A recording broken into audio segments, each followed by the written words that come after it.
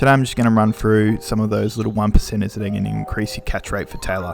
If you're after more basic tips, I've got a Tailor 101 video in my library as well. So the three main areas that I'm going to cover are rod selection with your lure, knot selection, and how to pick a spot.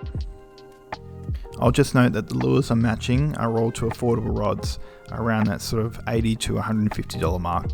So the first rod that I'm looking at is the Laguna X. It's a 10 to 30 gram weight, so it's perfect for those lighter stick baits, and you're going to get a lot more finesse. Another rod that I have in this range is that 4 to 8 kilo Veritas, which is around that same sort of cast weight. Basically what you want is a graphite rod, which is probably about 7 to 8 foot, that can cast out at least 30 grams. My favourite lure to match with this rod is the SSM ZipBait 120, which is around that 26 gram mark. With that lighter rod, you're going to be able to still cast it out nice and far and still impart enough action into it, particularly if you're going to make those little walk the dog sort of actions on it, or you only have to move the rod slightly with your wrist to make those little actions. Here I've casted it out over the top of the back wave. I've let the wave pass over, and then I'm slowly reeling it in, giving the tiniest little flicks of my wrist. The SSM ZipBait is probably my favourite lure. You get to see those surface hits as well, but you can let it sink and sort of pull up from the top, but being able to rip it across the surface in those early mornings is a lot of fun. Some of the drawbacks of this rod: if the wind is not in your direction, it's going to be harder for you to cast out as far as you want to, and also if there's seaweed around, it's difficult to pull in big chunks of seaweed with the shorter, lighter rod, and it can be really painful to pull it in through the waves. If there's waves crashing right on the shore as well, and you've got a big chunk of seaweed covered in your lure. The rod is rated up to 30 grams. My rule of thumb is to add 10 grams. As long as you're not casting into the wind, you'll be fine to cast out a 40 gram lure. The main positives are really to be able to cast out those sort of like 10 to 30 gram lures and maintain finesse. Some of the pluses of the SSM is also that you can cast them at night. So this is probably 4 in the morning before the sun's even up, and you're still smashing tailor off the surface. Other than the awesome name, my Katana is best for casting big lures long distances. So this is rated sort of around that 60 gram sort of mark, so it's perfect for those big plugs. You can cast these an absolute mile. These are great surface lures, particularly for the winter. I usually run them with a single hook as well. So the main advantages of the Katana is it's a fairly cheap rod, and you can absolutely cast a lure a mile. Big disadvantages is that it's heavy, so you can get tired pretty quick. Sounds weird getting tired from casting a rod, but if you're casting 100 times in an hour, your shoulder's going to get pretty sore with this rod because it's pretty heavy. Also, it doesn't have the best flex in it, so if you're using a heavy lure, you're probably more likely to get flicked off on a heavier rod like this, particularly if they're smaller fish.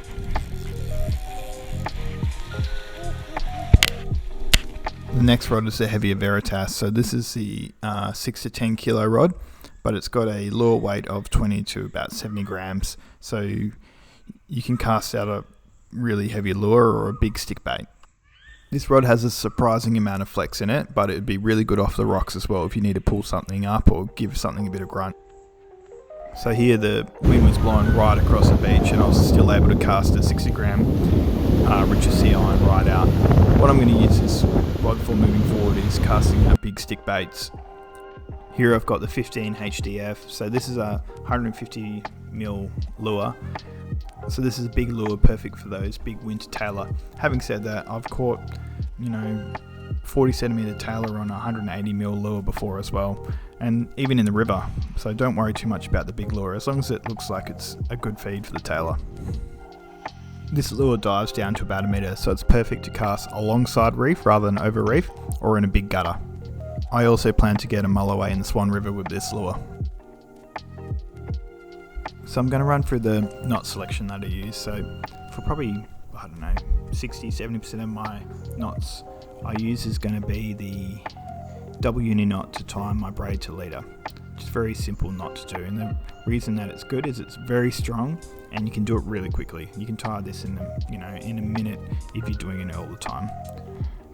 So you basically just do a little loop and you do about 5 or 6 revolutions over your leader. Pull it tight.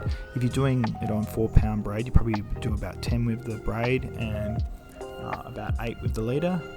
If you're doing it on sort of, here I've got really thick leader just so that you can see what I'm doing. But generally I'm tying probably 10 to 15 pound braid to about 20 to 30 pound leader.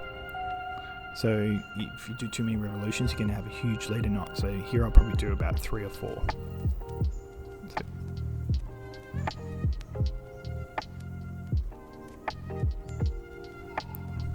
So don't pull it too tight until you pull the 2 knots together. And one of the most important parts of this knot is cinching. So that's pulling both ends of the leader to cinch up nice and tight, and then pulling both ends of the braid to cinch up nice and tight. Then you've got to clip off the ends. So this is one of the strongest knots that you can tie. There are some downfalls though, and that is that it's got a big knot there really. So the 2 main problems that come from this knot, one is getting caught in guides and giving you a wind knot and impacting casting distance, and the other is snagging up seaweed on the tag end of the leader. So here's an example of a big chunk of seaweed caught on the leader knot. So where there's no problems is when there's not a lot of seaweed and you've got a shorter leader. You don't need a really long leader to run with Tailor, but if you have it running like from your reel or through the guides when you're casting, it's going to get caught up. The hands down best knot is FG knot. It's the strongest and it runs through the guides fine, much less wind knots. It's not going to snag up on seaweed. The only problem is it's really hard to tie on the beach if you do lose your leader. So I generally will tie an FG knot when I'm at home, and if I lose my leader, I'll just tie the uni knot, particularly if I'm just fishing for tailor. Other than when I'm using a popper, I always use a loop knot. So the benefit of the loop knot is that it's going to give your lure more action. So basically just fold over and do a basic knot. So just once through the loop, through the lure, and then put the tag end through the same way. See that? Through the exact same way. Pull the tag end, pull the circle tight, but leave the circle big enough that you can be able to put the tag end back through. This is thick leader, but generally you do probably about 5 revolutions and then go back through the same way. Obviously I usually lube up the knots with a bit of spit, but it doesn't really matter here. So back through, pull it tight, and clip the end. So the key point here is the tag end is pointing towards the lure, so it's less likely to get caught up on some seaweed. Also, it's going to allow your lure to have a lot of action there as well. One tip with the loop knot, if you're casting over and over with the same lure, that little loop is going to wear down and eventually you're going to cast that lure and snap the line. So I'd recommend changing that knot every sort of 40 minutes, particularly if you're using a light line. So some tips to finding locations is finding isolated reef. So tailor do hang around structure and lots of reef. The more isolated your reef is, the more concentrated the fish are going to be to that point. Another thing to consider is when you're actually looking on Google Maps is how far that reef is actually out. So sometimes you might find a big chunk of reef, but it's going to be outside of casting distance. If you look at that scale at the bottom, you're going to need 50 meters to get over that big chunk of reef.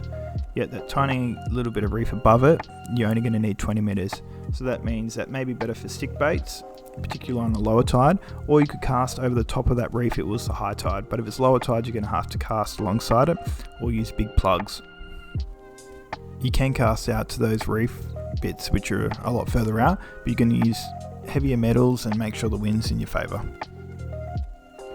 Nothing wrong with targeting those bits of reef which are further out and using big metals. Just make sure you've got enough line on your spool, and there'll be a time you're going to use a katana or a sort of a 10 foot plus rod. Fishing reef for tailor is always the way to go.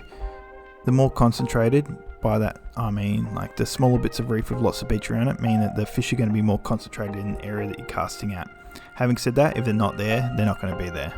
You can always go and try and find a gutter if that's the case. So that's where if you're prepared to pack light and go for a bit of a walk, you can go to a beach full of reef and prospect. So you're probably going to get less fish, but you're more likely going to find a tailor. If you like the video, please subscribe. I've got a lot of tailor videos on this channel as well if you're interested. Feel free to ask any questions in the comment section.